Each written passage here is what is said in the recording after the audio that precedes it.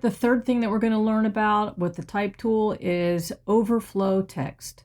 So what that means is basically when you see this text box here, you see that the text is being cut off, like it needs to flow into another text box so that you can read all of it.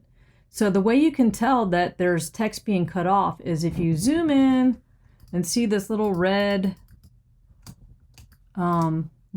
plus sign in a box right there. That means that that is where you can access that overflow text. So what you want to do is get your selection tool and click on that. This is a little tricky. If you don't click in exactly the right place, it doesn't give you the right cursor. So it might take you a few times. All right, that time I got it.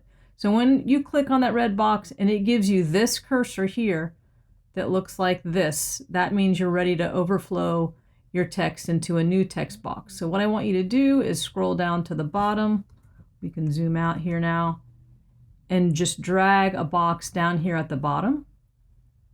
And now you can see that all that text that was cut off up here is now flowing down into this new text box that you have made. So just remember this is what the symbol looks like. They might even just ask you on the test what the symbol means or what it looks like. So this is what it looks like, this little red plus.